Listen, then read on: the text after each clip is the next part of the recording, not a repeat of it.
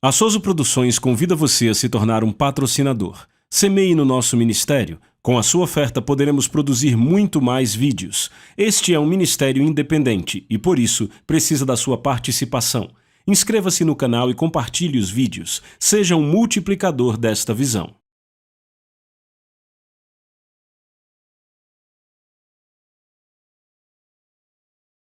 Os versículos usados nos vídeos que traduzimos nem sempre correspondem a versões em português. Muitas vezes precisamos traduzir do original em inglês para fazerem sentido no contexto do vídeo. Aleluia! Amém! Louvado seja Deus! Aleluia! Glória a Deus! Aleluia! Amém! Você é um Deus poderoso! Aleluia! Louvado seja o seu santo nome para sempre. Louvado seja o seu santo nome para sempre. Glória a Deus. Glória a Deus. Obrigado, Pai. Obrigado, Pai. Glória a Deus. Graças sejam dadas ao Pai, que nos deu a vitória através do Senhor Jesus Cristo. Aleluia. Glória a Deus. Pai, te agradecemos. Te agradecemos outra vez hoje por sua misericórdia, sua bondade. Obrigado pelo seu grande plano de redenção que você planejou e enviou o Senhor Jesus Cristo para consumá-lo. Obrigado, Pai, pelo privilégio que nós temos de andar à luz desta redenção hoje e de desfrutar de todas as bênçãos e benefícios que vêm com ela. Mais uma vez, obrigado nesta noite pela sua preciosa e santa palavra escrita, pelo privilégio que temos de nos alimentarmos na Palavra de Deus e de estudar a Palavra de Deus juntos, de sermos praticantes da Palavra e de nos tornarmos recipientes de tudo que a Palavra de Deus provê e promete. Obrigado, Pai, pelo seu amor atento e interessado por cada um de nós. Obrigado pelo grande e poderoso Espírito Santo, que você enviou para habitar em nós, para ser nosso mestre, nosso guia. Confiamos nele hoje para se mover grandemente, pensar pela nossa mente, falar pelos nossos lábios, revelar a palavra de Deus aos nossos espíritos. Aleluia! No santo nome de Jesus. Obrigado, Pai, por nos dar a expressão através do Espírito Santo. Amém. Amém. Louvado seja Deus. Você pode sentar. Obrigado, Senhor Jesus. Glória a Deus. Vamos ver de novo uma passagem que temos visto. E alguém diz, por quê? Bem, não consigo achar outra melhor. Aleluia! No assunto de cura, Isaías capítulo 53, versos 4 e 5, versão King James diz, certamente ele carregou nossas tristezas e levou nossas dores. O hebraico, na verdade, diz, e aqui foi escrito em hebraico, certamente ele carregou nossas doenças e levou nossas dores. E nós o reputávamos por aflito, ferido de Deus e oprimido. E eu quero parar aí e explicar algo a vocês. Aqui não está falando do que os homens fizeram com ele. Pregaram ele na cruz. Está falando que Deus lançou sobre ele a causa de todas as doenças e enfermidades. Então nós o reputávamos por aflito, ferido de Deus e oprimido. Assim como ele pôs nosso pecado sobre ele, ele pôs nossas doenças sobre ele. Amém? Mas ele foi ferido pelas nossas transgressões e moído pelas nossas iniquidades, o castigo que nos traz a paz estava sobre ele, e pelas suas feridas nós somos curados. Mateus 8,17, para que pudesse se cumprir o que fora dito pelo profeta Isaías, dizendo, ele tomou sobre si nossas enfermidades e levou nossas doenças. 1 Pedro, capítulo 2, verso 24, aquele que em si mesmo levou nossos pecados em seu próprio corpo. Ele foi sim pregado na cruz, mas foi Deus que pôs nossos pecados sobre ele. E ele os levou, glória a Deus, você não se alegra? Deus pôs nossas doenças sobre ele. E a causa delas. Aleluia! O qual em si mesmo levou nossos pecados em seu próprio corpo sobre o madeiro, para que nós, mortos para os pecados, pudéssemos viver para a justiça. Pelas suas feridas, vós fostes curados. Aleluia! Temos falado sobre cura a semana inteira. Glória a Deus, amém? Muitos receberam cura, mas isso é como se fosse uma sequência das mensagens sobre cura que temos. Eu parei da última vez que eu falei sobre este tema, e eu vou começar de onde eu parei e vou reiterar algumas coisas e aí avançamos. Uma coisa que eu disse, e lembrem-se, a mensagem que tenho pregado a semana inteira são as 7 coisas mais importantes que você deve saber a respeito da cura, ou podemos dizer sobre cura, como queira. E dessas 7, o 6º ponto foi: a cura não é sempre instantânea, às vezes ela é gradual. E há uma razão para isso, precisamos entendê-la. Há várias razões para isso. Amém? Glória a Deus. Muitas vezes as razões variam de pessoa para pessoa. E mesmo nas Escrituras, mesmo no ministério de Jesus, nem todos foram curados instantaneamente. Gostamos de achar que eles foram, mas não foram. No capítulo 4 do Evangelho de João, a Bíblia diz que o filho do oficial do rei começou a se sentir melhor a partir daquela hora. Como assim se sentiu melhor? Bem, ele foi ficando melhor e melhor e melhor até ficar bem. A Bíblia diz sobre os 10 leprosos que, indo eles, foram purificados. Muita gente não é curada porque não vai. O que eu quero dizer, não fizeram o que Deus disse para fazerem? Não obedeceram a Ele? Amém? E então vocês lembram, no capítulo 9 do Evangelho de João, sobre o homem cego. Então, no capítulo 9 de Mateus, há 2 homens cegos que foram curados instantaneamente. O irmão Keith fez um excelente trabalho ontem à noite. Segundo a sua fé seja feito com você, Jesus tocou seus olhos e disse: seja feito segundo a sua fé, e os olhos deles se abriram instantaneamente. Mas aqui temos um homem cego. Jesus cospe no chão, faz lama, entende? Com cuspe, e então põe nos olhos do homem. E aí diz a ele: vá se lavar no tanque de Siloé. E ele foi e fez isso e voltou vendo. Agora, quando foi que a cura... Veja, Jesus não cuspiu só por cuspir. Amém. Ele foi motivado pelo Espírito Santo. Glória a Deus, amém? É melhor você ter certeza antes de cuspir nos olhos de alguém que o Espírito Santo está nisso. Amém? Glória a Deus. Eu estava conduzindo o encontro. Na década de 50, em Oklahoma, nascemos e crescemos no Texas, e eu vi uma senhora com mais idade na fila de cumprimentos. Naquela época eu cumprimentava um por um, era uma igreja bem pequena, dava para fazer isso. Além do que, eu já estava 6 meses fazendo aquele encontro. E eu vi aquela mulher com mais idade, ela parecia que estava com 9 meses de gravidez. Bem, eu sabia que ela estava na casa dos 70, 70 e pouco, então devia ser um tumor, mas enfim, finalmente chegou a vez dela, eu me aproximei dela. Descobri que ela era nascida de novo, cheia do Espírito, falava em outras línguas. E eu perguntei qual o problema. Bem, ela tem um tumor. Médicos da cidade de Oklahoma já operaram ela, e o tumor voltou. E operaram ela uma segunda vez, e ele voltou. E ela disse: o médico falou. Agora entendem, em 1950 não conheciam tanto quanto conhecem agora. Não tinham todo aquele equipamento sofisticado de hoje. Os médicos disseram a ela: sabe, achamos que você vai viver mais se não tocar nisso de novo, deixe isso como está. E deram a ela mais 2 anos de vida. E ela disse, ela punha as mãos assim na barriga, já se passaram 18 meses com essa barriga enorme. Bem, eu disse, eu sabia que ela era uma crente nascida de novo, cheia do Espírito, que falava em línguas. E eu disse, bem, não é maravilhoso saber que eu e você temos informações internas?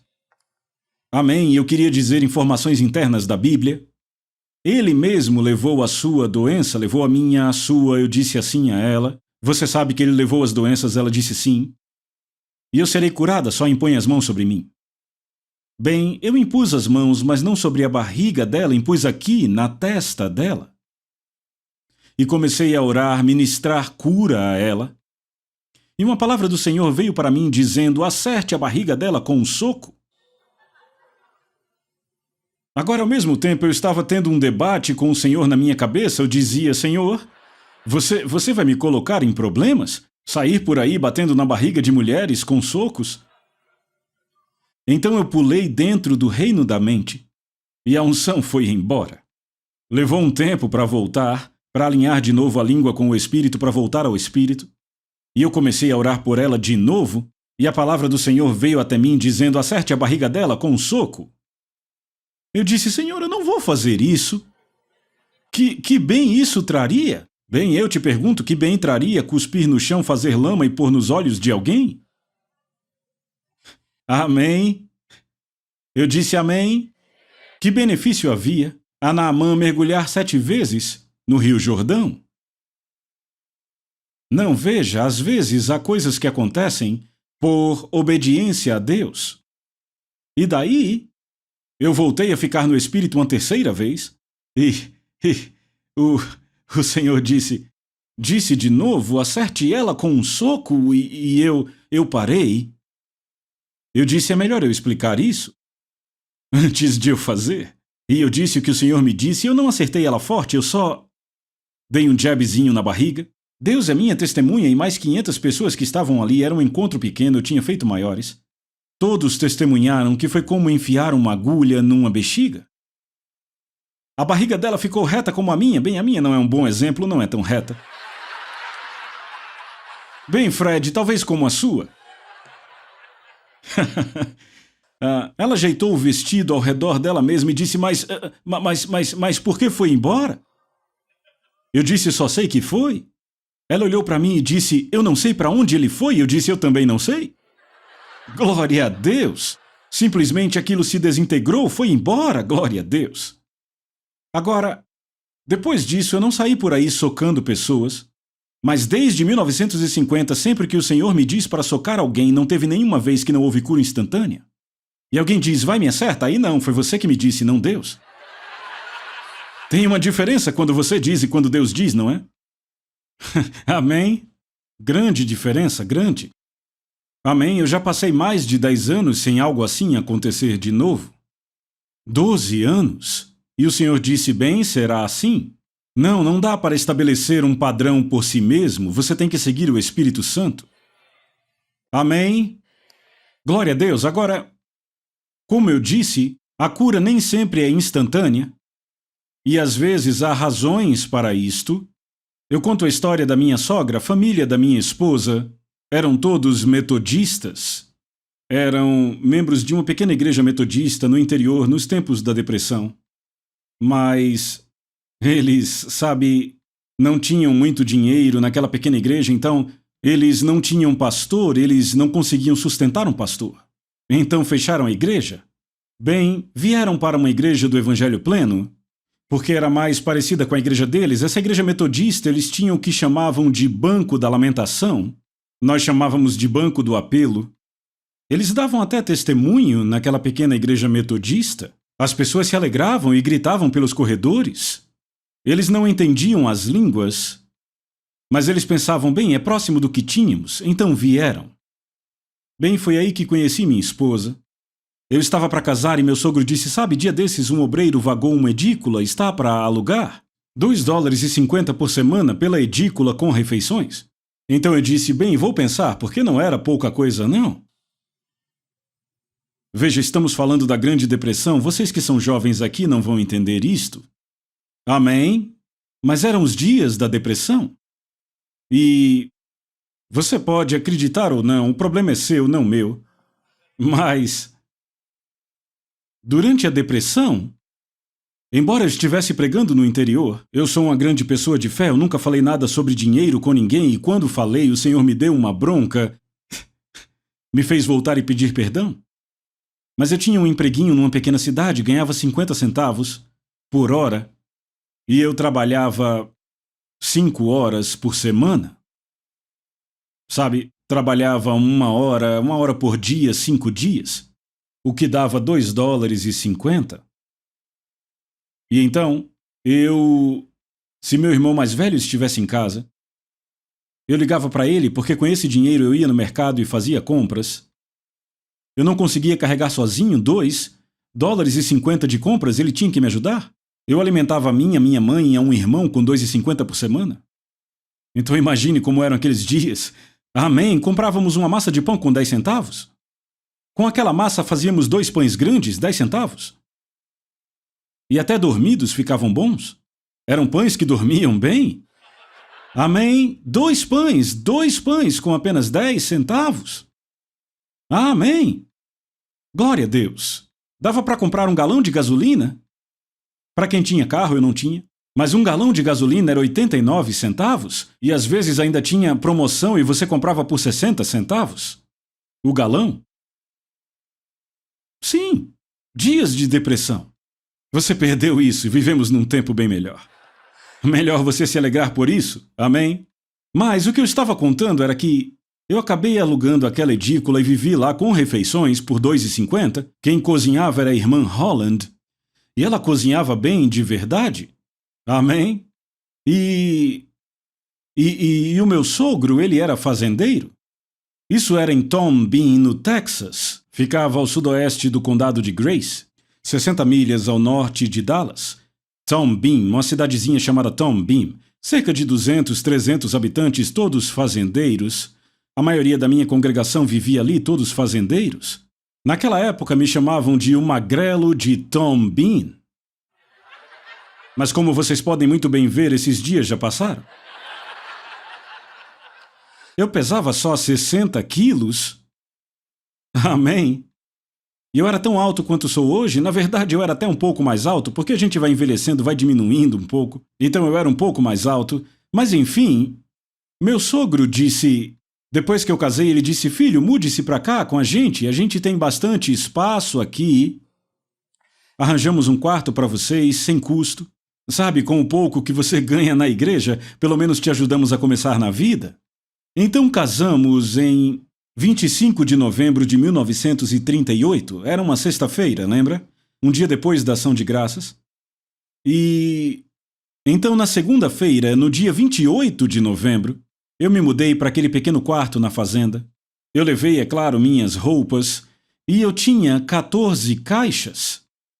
Algumas eram caixas de livros, mas havia outras coisas, sabe? E eu coloquei todas num canto do nosso quarto e pensei, bem, depois com o tempo a gente organiza tudo. Sabe, algumas coisas em pequenas caixas de sapato, outras maiores, sabe, caixas de papelão. E então... Na segunda-feira, depois do casamento, meu sogro me chamou e disse, já que vamos morar juntos, vamos orar um pouco. E eram bons metodistas, então nos ajoelhamos para orar. O irmão da minha esposa tinha ido a algum lugar, então estávamos meu sogro, minha sogra, minha esposa e eu. Nos ajoelhamos para orar. Bem, eu percebi uma necessidade de orar em línguas. E eu não sei como, na verdade, Na verdade, eu tentei impedir aquilo. Não fazer.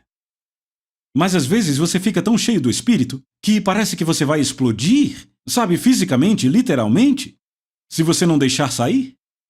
Então eu deixei escapar só algumas palavrinhas, só para dar um alívio.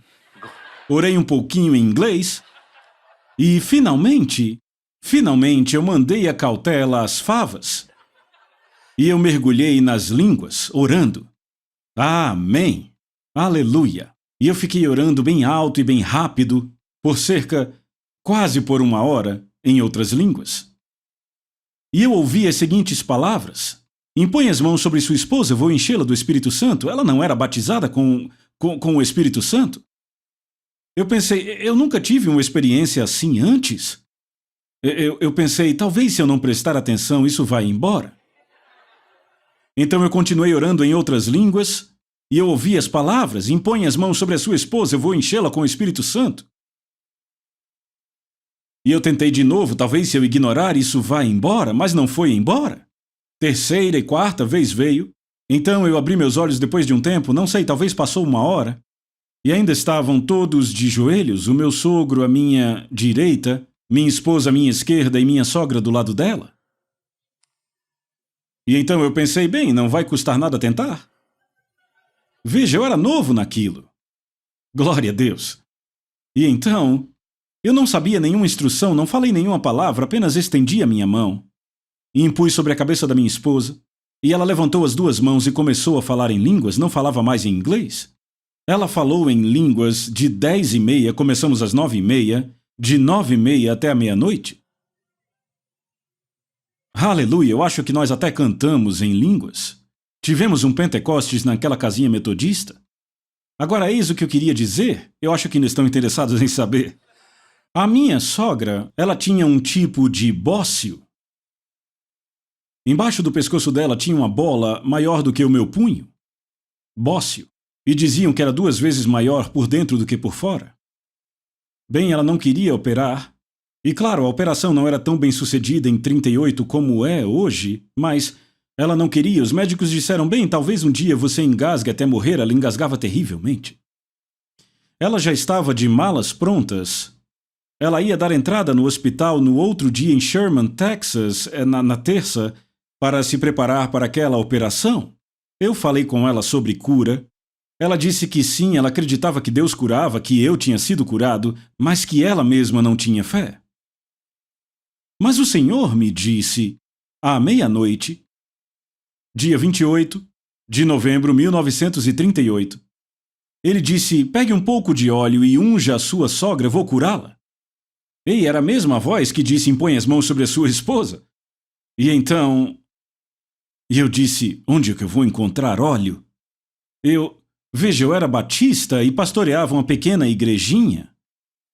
Mais de 80% da população daquele condado era batista, a gente só tinha aquela igreja batista naquela comunidade do interior.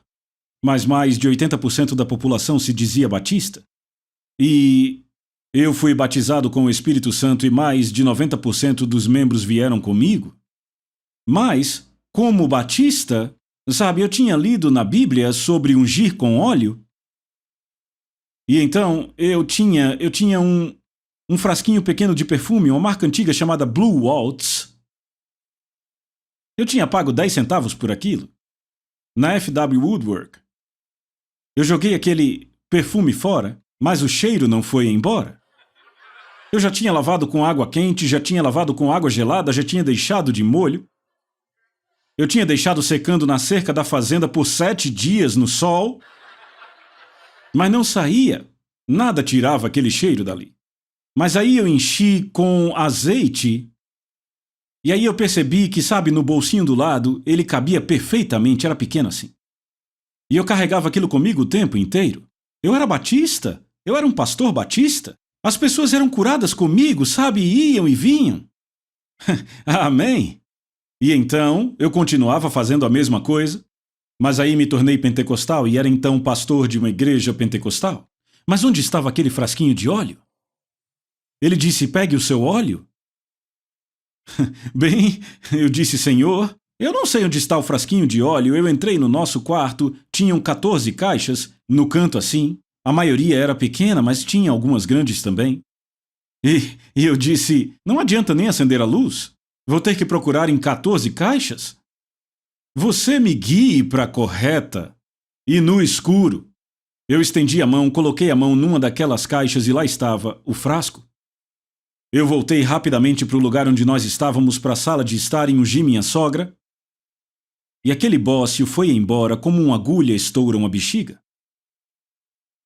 Maior que o meu punho, foi embora, dava até para ver.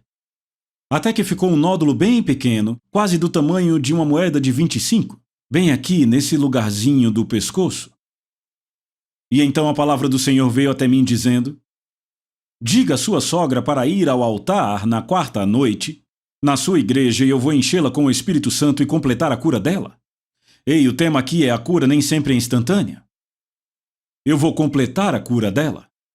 Muitas vezes a cura começa, mas não se completa, por causa de desobediência ou alguma razão. Então, entendem, parem de pensar sobre isso, parem de arrazoar sobre isso.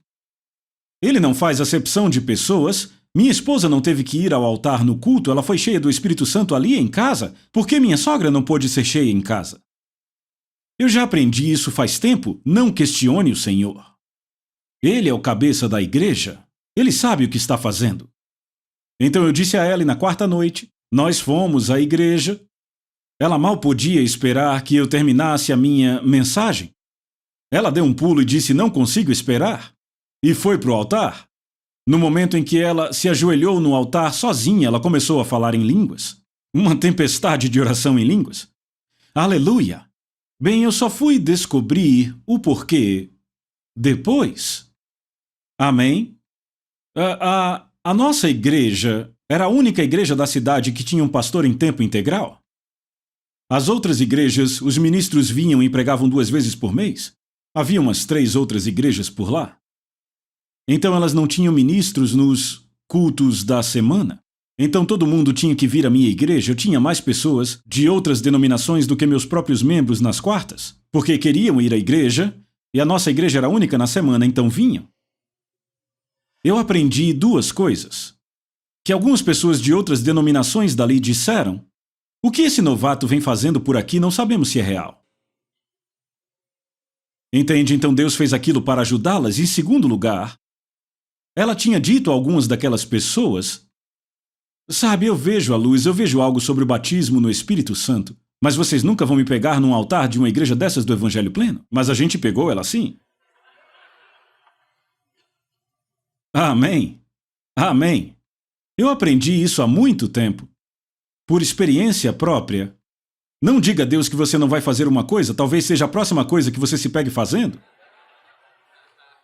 Sabe, eu era pastor numa igreja em Blackland, ao norte do Texas. Eu fui a uma convenção regional, na região leste do Texas, em Sandy Lawn, Texas, na região do petróleo.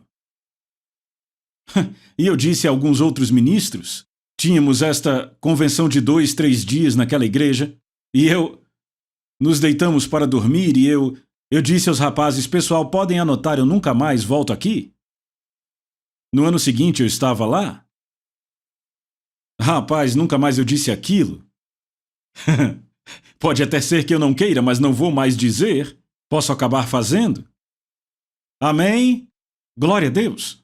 Agora veja, a cura dela foi condicional. Começou, e eu tenho certeza que a cura de muitas pessoas começa. Mas porque elas não dão seguimento e não seguem a Deus, não fazem o que Ele diz. O que aconteceria se ela tivesse dito, não, eu já disse que eu não vou fazer isso? Aquele pequeno nódulo começaria a crescer de novo, e não demoraria até que ficasse do mesmo tamanho que estava antes. Mas sabe, ela viveu mais de 90 anos, e quando ela estava no caixão dava para ver o pescoço dela sem nenhum caroço, nenhum nódulo. Aleluia! Aleluia! Veja, precisamos entender essas coisas. Nós pregamos um lado da cura, mas há vários lados para a cura. Amém? Então, nem sempre é instantâneo. Certifique-se que você obedeça a Deus. Glória a Deus. Esteja disposto a isso. Amém? Aleluia. Agora então, eu quero pegar de onde nós paramos, sabe, para beneficiar aqueles que não ouviram ou que não estavam aqui antes. Eu deixei a última igreja que pastoreei em 1949, fevereiro de 49. Em outubro daquele ano, eu estava conduzindo um encontro em uma igreja onde eu havia pastoreado. Eu fui pastor naquela igreja por 4 anos. Só corrigindo, eu saí em 44. E agora era 1949. Bem, lá eu estava ministrando aos doentes e na fila de cura estava um jovem rapaz. Eu o reconheci porque ele era da igreja quando eu pastoreava lá. Então eu passei um por um, falei com cada pessoa, ministrei a todos. E aí eu já conhecia, eu não precisei fazer muitas perguntas. Sabia que ele tinha crescido naquela igreja. Nascido de novo, cheio do Espírito Santo. Mas para que ele tinha vindo? Ele disse, irmão Reagan, eu me formei no ensino médio. Em maio passado, estávamos em outubro. Eu me formei no ensino médio. E quando eu me formei, eu tinha 18 anos. De lá para cá já passou meu aniversário, estou com 19. Mas no meu último ano do ensino médio, eu comecei a ter crises de epilepsia. E ele disse, depois que eu terminei o ensino médio, tentei entrar no exército, mas não me aceitaram porque ele tinha aquelas crises. Então ele veio para ser curado de epilepsia. Bem, eu impus as mãos sobre ele. E quando o fiz, eu soube por palavra de conhecimento que aquilo era um espírito. Agora entendam isto, nem sempre com epilepsia é um espírito. Pode simplesmente ser uma coisa física. Eu já tinha sido bem-sucedido com epiléticos. Vários tinham sido libertos. E só com cerca de 3 ou 4 eu tive que lidar com um espírito. No resto das vezes só impus as mãos. Você vê no ministério de Jesus, teve vezes que ele expulsou um espírito, outras ele só ministrou a cura. Você precisa entender isso. Mas eu percebi o seguinte. Eu percebi que prosseguir, sem dizer nada e expulsar o espírito dele, poderia trazer mais dano do que fazer bem. O que você quer dizer? Bem, pessoas ali sentadas naquela mesma igreja diriam: como assim alguém possuído por um espírito membro dessa igreja? Se ele tem um espírito, eu também posso ter? E o diabo tiraria proveito e confundiria muitos? Então eu parei e expliquei a todos. Esse espírito que eu vou expulsar dele não está no espírito dele. Está no corpo dele. Você é espírito, alma e corpo. A Bíblia fala sobre o homem exterior e o interior. Por isso não desfalecemos, mas ainda que o nosso homem exterior, que é o corpo, se corrompa, o interior, contudo, se renova de dia em dia. Veja, entramos em contato com este mundo onde Satanás é o Deus. Sabia que ele é o Deus desse mundo? Entramos em contato com ele com nossos sentidos físicos e o nosso corpo. E é assim que o diabo entra muitas vezes. Então, eu expliquei a eles, vocês podem viver numa casa no sul que tem mais de 100 anos. E alguém diz, sabe aquela casa onde você mora com mais de 100 anos? Ela tem cupins. Não quer dizer que você está com cupim. Só porque a casa onde você vive está com cupim, o corpo é a casa onde você está vivendo. Amém? Não existe essa coisa de um crente, um cristão, ser possuído por um demônio. Isso é impossível. Veja, se você é nascido de novo, o Espírito Santo está vivendo em você. Ele está no seu espírito.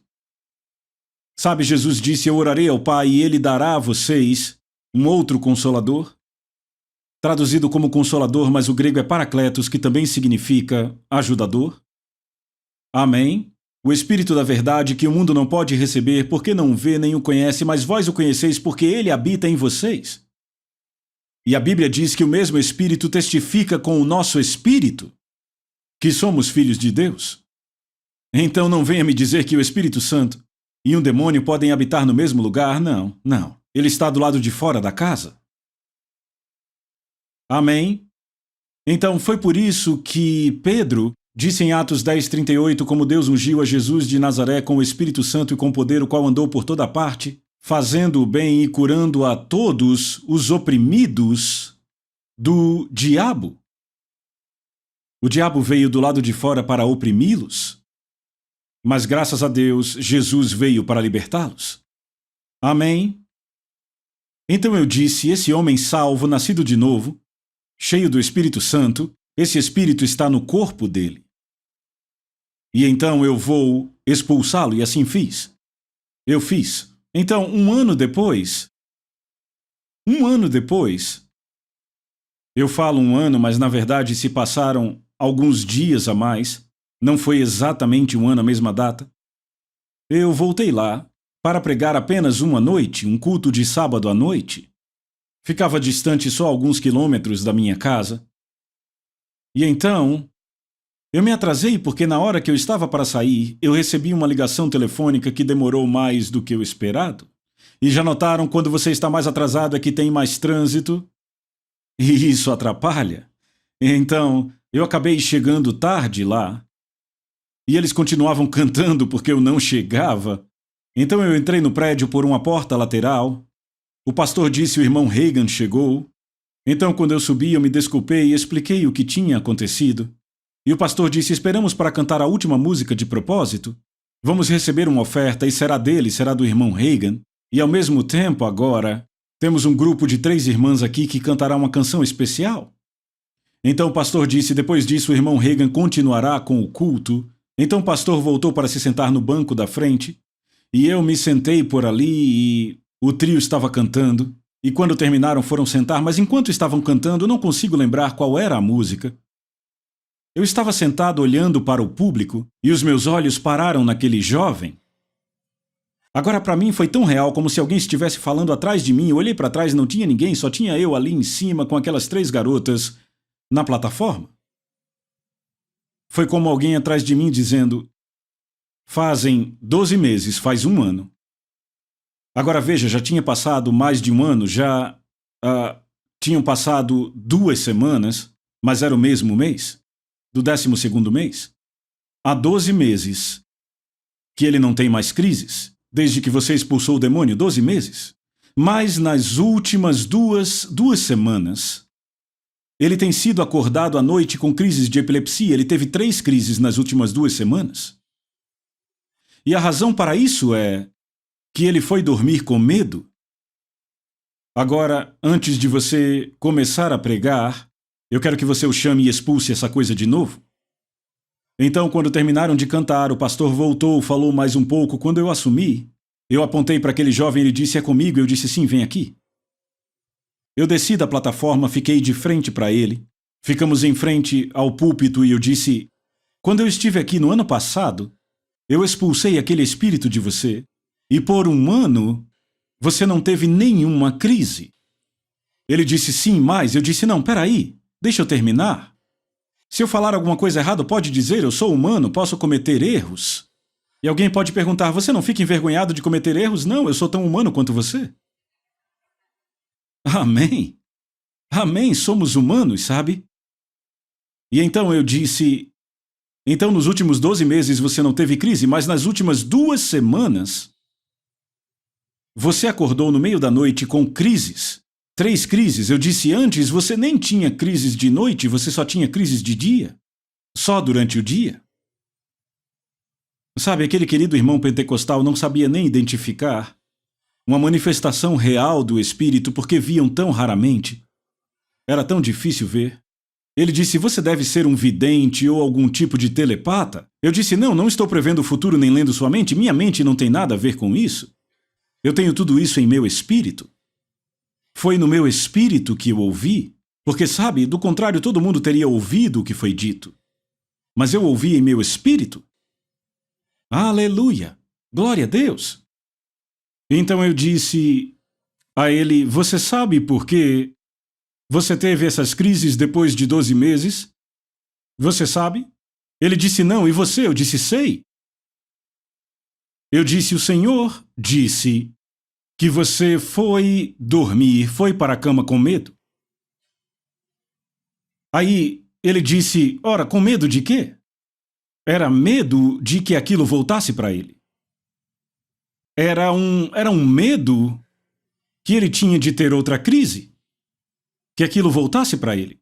Ele disse: várias vezes esse medo veio, mas antes de eu ir dormir eu me livrava dele. Mas em certas ocasiões eu não fiz. Eu fui dormir com medo, amedrontado. E veja, o diabo achou lugar. Eu disse: bem, você deixou a porta aberta para Satanás? Eu já expliquei isso do ponto de vista natural para vocês. A porta dos fundos, ou a porta da frente, qualquer porta, da sua casa, se você vai para a cama à noite e deixa aberta, não dá para dizer o que ou quem pode entrar. Sei lá, um gambá pode entrar e perfumar a casa toda. Um guaxinim pode entrar, um cachorro vira-lata pode entrar, um rato, algo assim, pode entrar, um ladrão pode entrar. Se você deixa a porta aberta, pode acabar morto. Alguém entra para roubar algo, você acorda e aí eles não querem ser pegos e atiram em você ou te batem na cabeça? Entendem? Você não consegue ver que o mesmo funciona espiritualmente? Você deixa a porta aberta? Ora, você não lembra o que Paulo disse quando ele escreveu para Timóteo? Ele disse em 2 Timóteo, ou 1 Timóteo, agora não lembro bem, ele disse, porque ele não nos deu o quê? Um espírito de medo. Ele disse que o medo é um espírito, você notou isso?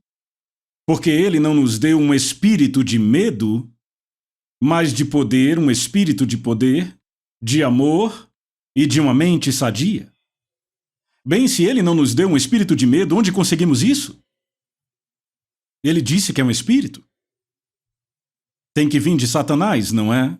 Não pode vir de Deus. Ele não nos deu espírito de medo, mas de poder, um espírito de poder, um espírito de amor, um espírito de mente sadia, glória a Deus. Aleluia! Ora, se ele não nos deu um espírito de medo, eu pergunto de novo, de onde isso veio? É um espírito, não é? De onde que ele veio?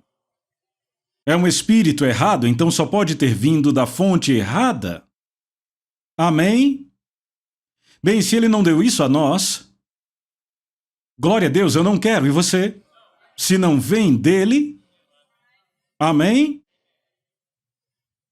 Então, eu expulsei aquilo daquele jovem, e eu disse a ele, nós dois estávamos assim, em pé, embaixo da plataforma, e não era um prédio grande, mas estava cheio. E eu disse ao jovem, agora eu vou ficar aqui em pé e falar com ele. Você pode ficar e ouvir se quiser. E eu estabeleci meio que um círculo imaginário entre eu e ele, e eu ensinei a ele como resistir ao diabo. Veja, a Bíblia diz, resisti ao diabo, e ele fugirá de vós. Amém?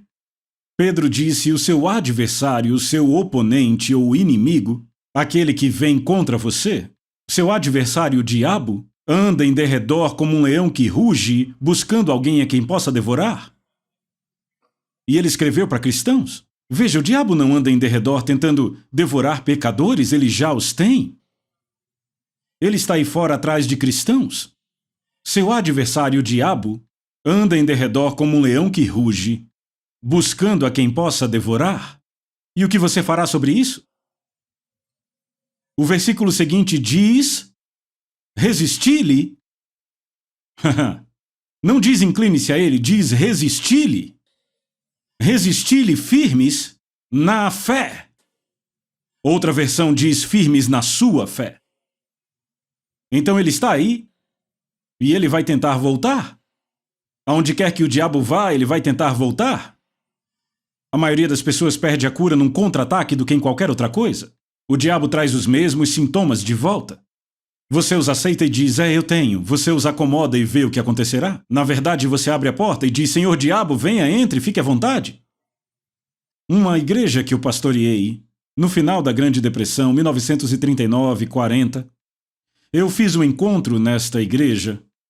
Começamos no último final de semana de 1938.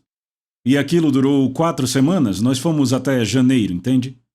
E como resultado do encontro, a membresia daquela igreja dobrou, glória a Deus. E na verdade, a presença das pessoas triplicou. Nem todo mundo permaneceu, mas a membresia duplicou e a presença triplicou por causa do encontro.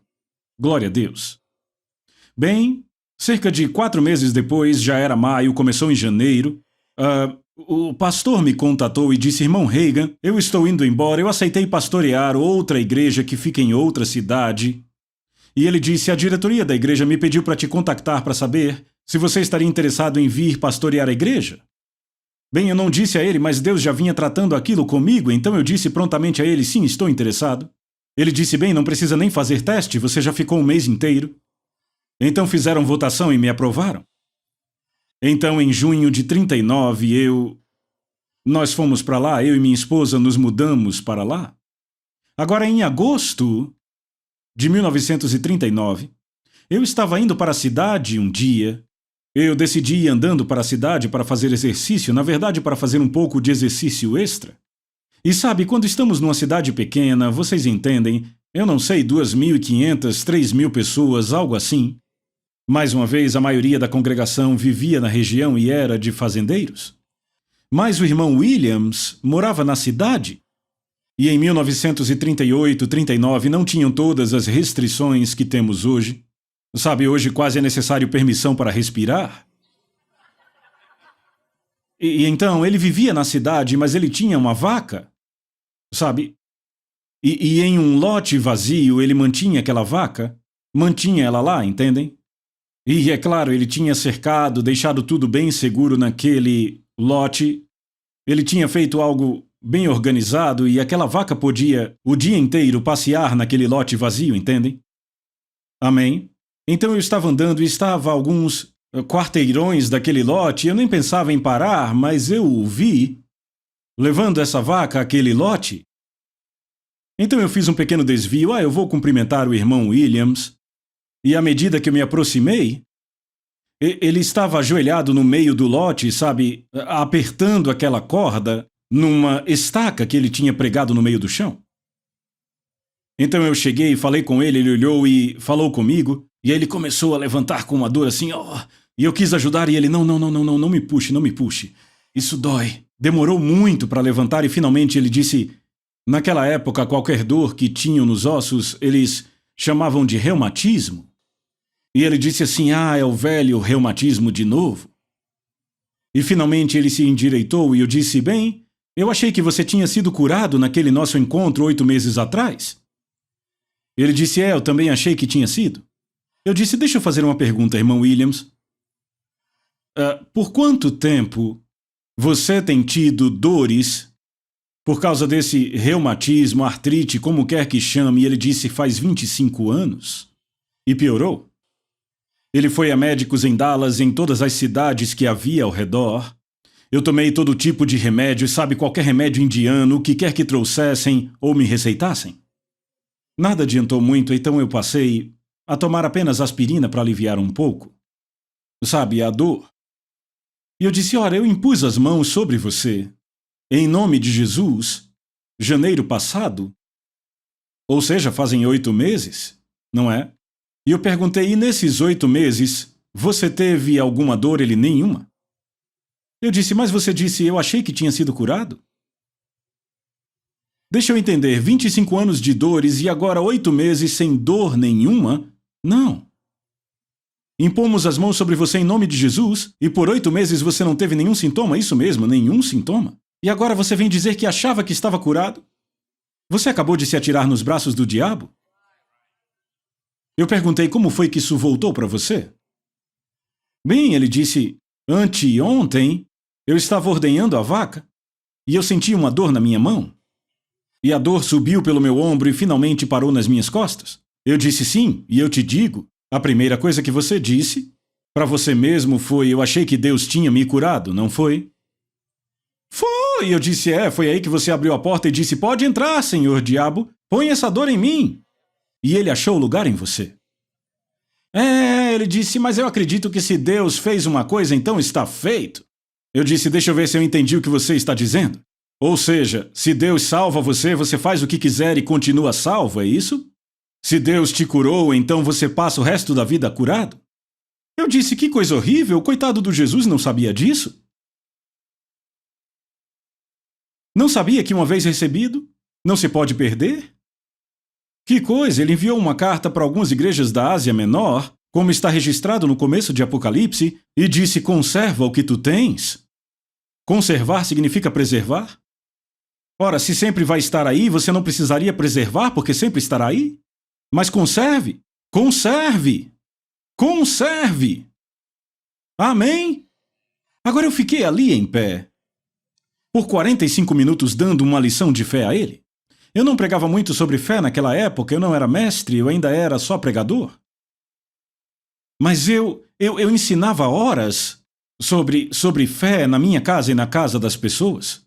Eu falava com elas, até que os olhos delas se iluminassem.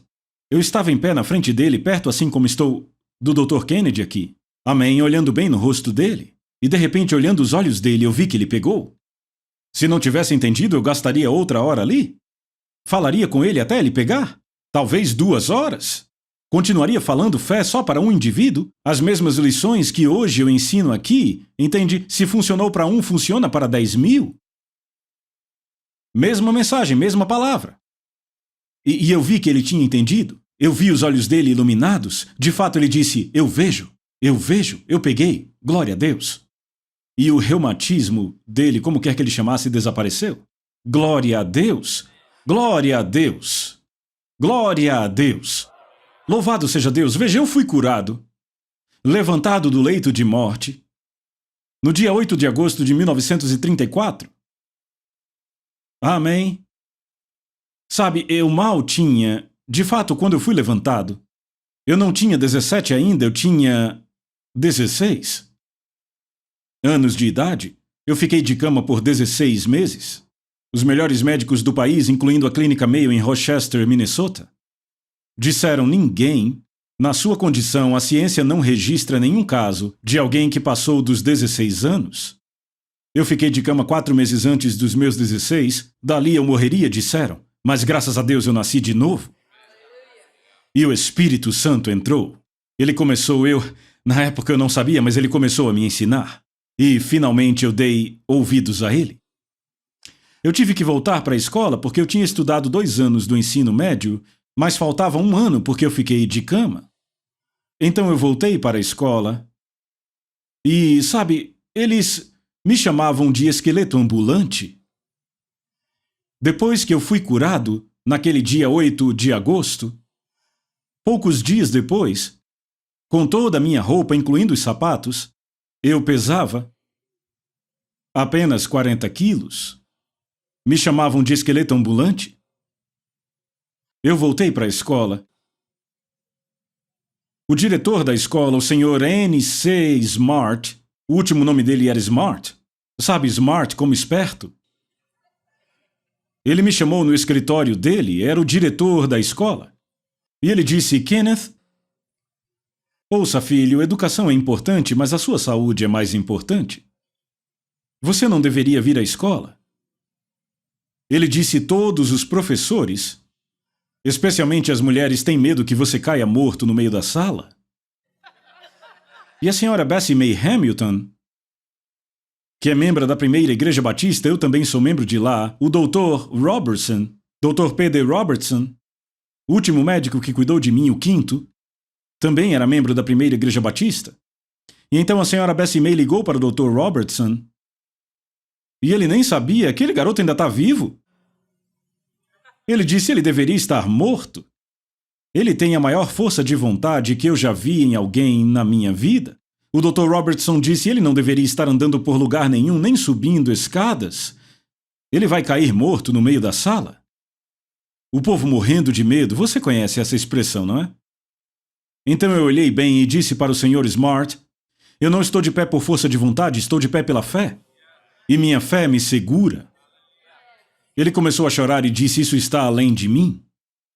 Mas se você tem essa fé, nós não vamos impor nenhuma restrição, mas entenda, a primeira coisa que ele fez foi a mais fácil, esquecer de Deus. Havia o corredor da escola por onde passávamos e tínhamos que ir a salas diferentes quando a aula começava. Toda vez eu tinha que subir degraus. Eu tinha que subir para o 3º andar ou descer para um piso mais baixo que o nível da escola, o porão. Eu conseguia, veja, eu tinha que andar, naquela época nós não tínhamos ônibus escolares. Eu andava mais de 1 quilômetro para a escola toda manhã. E então, eu dava conta muito bem daquilo, mas entenda, pelo fato de eu estar com tão pouco peso, sabe, eu não tinha muita força. E eu te digo, quando chegava nas aulas da tarde, meu irmão, aí foi quando o diretor, o Sr. Smart, me disse, fizemos uma reunião, ele veio falar comigo e disse, veja, você não precisa seguir nenhuma regra de conduta, se você não tiver vontade de ir para alguma aula, só fique sentado na sala, não vá. Ou, se você estiver na aula e perceber que precisa de um pouco de água, um ar fresco, não precisa pedir permissão, levante e vá. Mas eu não fazia nada daquilo. Porque se fizesse, estaria dizendo que não estava curado. Amém? E fizeram tudo aquilo e me disseram, a qualquer momento, se estiver na sala, no corredor, onde quer que seja, se achar que precisa de ar fresco, saia da sala e vá. Se quiser ir para casa, vá para casa. Ninguém aqui vai questionar ou dizer nada. E quando chegava a tarde, vou falar a verdade, irmão, a coisa mais fácil era ficar na biblioteca, ficar num andar térreo onde não precisasse subir degraus. Amém? Eu disse amém. E veja, eu não tinha ninguém, 17 anos de idade. Eu quero ser honesto, eu não sei se isso é da minha natureza, se é meu homem natural. Eu não sei se é minha carne, mas eu fico com raiva, fico irado. Ou se isso é espiritual, sabe? Há uma ira espiritual. Deixa eu te chocar, eu fico chateado também. Não sei como isso soa para você. Eu fico chateado com alguma dessas pessoas hoje em dia. Pessoas têm tudo hoje para poderem crer. Áudios, livros, cassetes, vídeos. Pessoas, meu Deus, eu não tinha era ninguém. Eu estava por minha conta. Por conta própria. Lutando com o diabo de mãos limpas. Amém. Louvado seja Deus. Mas aquilo começou a voltar para mim, os sintomas do coração começaram a voltar. E finalmente eu disse a mim mesmo, eu estou quase ficando de cama de novo. Eu estava na rua andando e de repente precisava voltar para a cama. Amém? Ou eu estava na cidade para algo e eu precisava que alguém me levasse para casa de carro. E quando eu chegava em casa, eu ia para a cama. E tinha os sintomas cardíacos mais alarmantes, bem, graças a Deus pela ciência médica, fizeram o que puderam. Mas já tinham me dito que não podiam fazer mais nada, já tinham visto tudo. E eu estava tentando entender. Como eu disse, eu não tinha livros para ler, áudios para ouvir, não tinha ninguém com quem conversar, não tinha nada, qualquer ser humano com quem eu conversasse me dizia algo negativo. Isso te põe para baixo? E aquilo era muito difícil, sem mencionar os meus parentes. Eu aprendi com Deus a nem mencionar alguns. Eu já tinha problema suficiente com o diabo para querer mais parentes.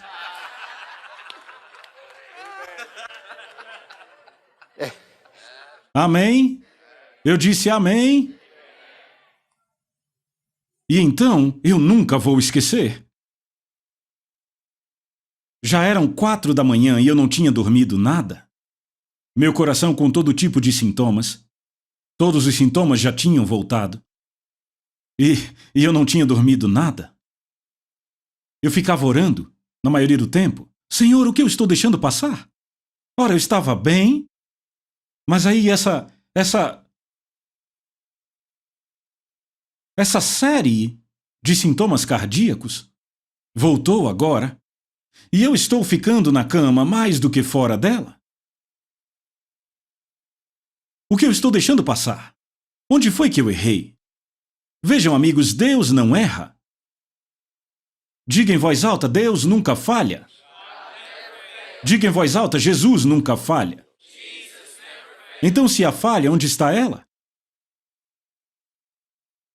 Onde eu falhei?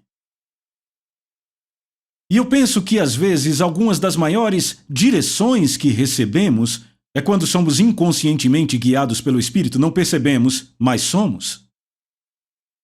Mentalmente, eu vi a mim mesmo.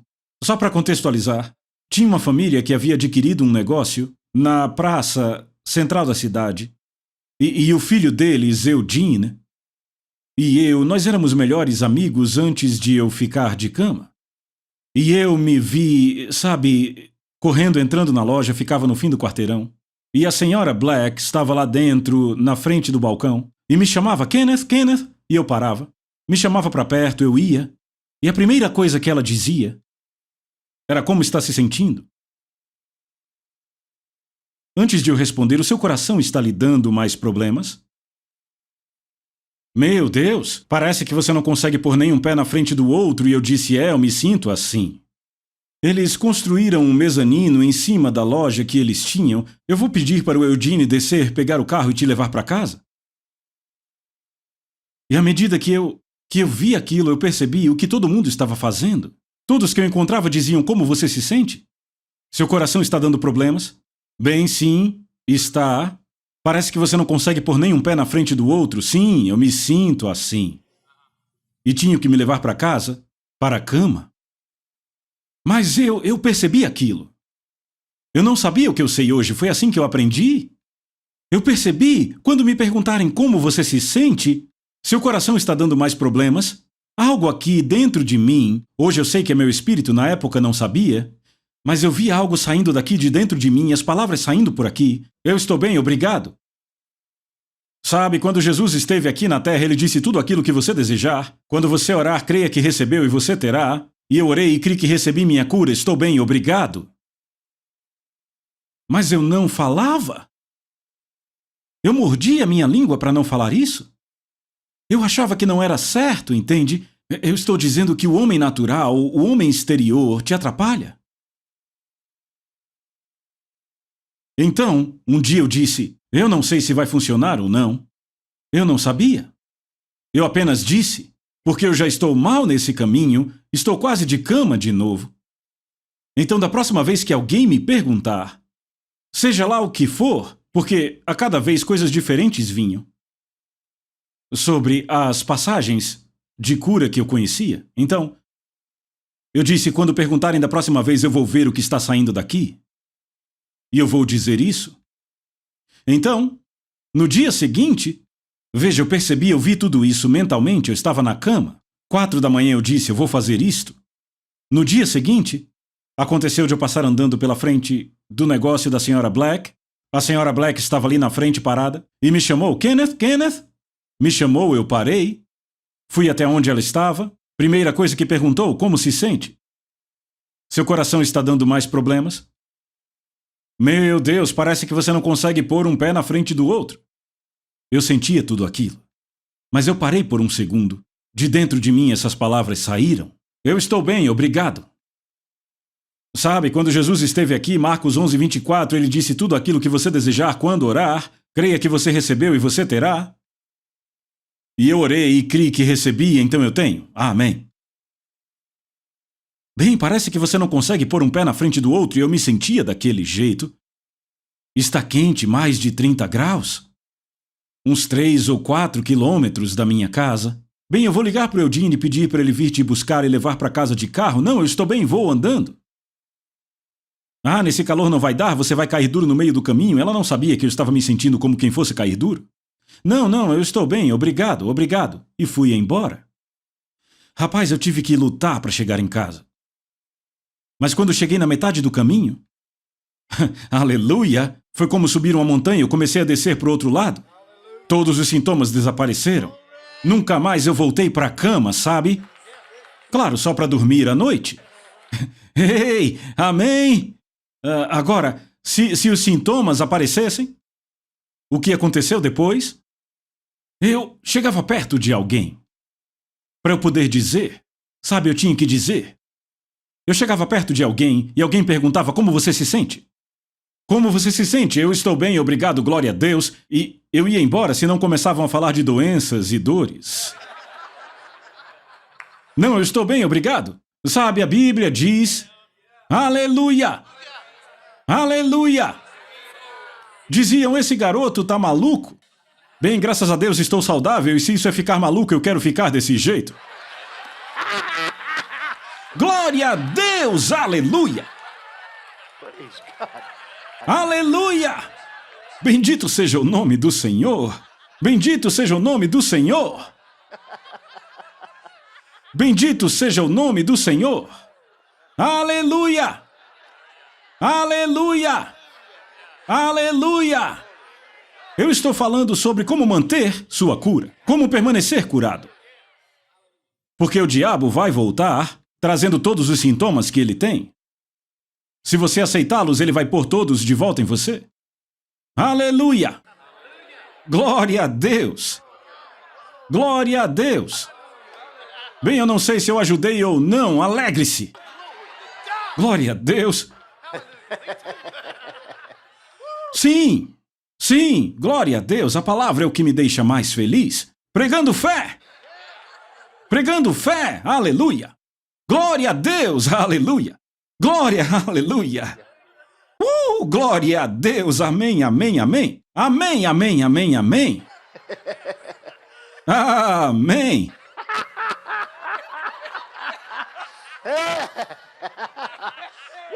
Glória a Deus!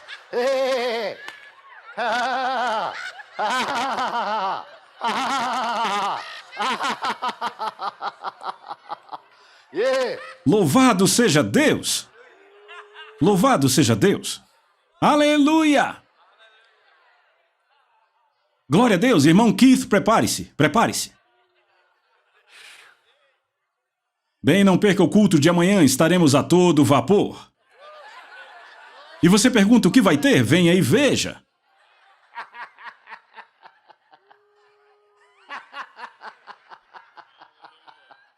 Yeah.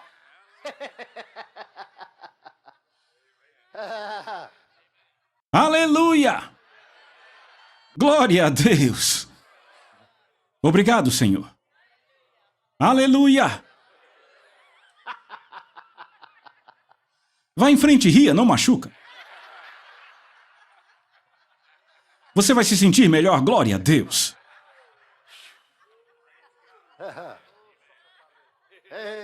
Aleluia! Aleluia! Obrigado, Senhor. Sim, sim. Louvado seja Deus. Amém? Vamos, irmão Keith, cante. A Soso Produções convida você a se tornar um patrocinador. Semeie no nosso ministério. Com a sua oferta poderemos produzir muito mais vídeos. Este é um ministério independente e, por isso, precisa da sua participação. Inscreva-se no canal e compartilhe os vídeos. Seja um multiplicador desta visão.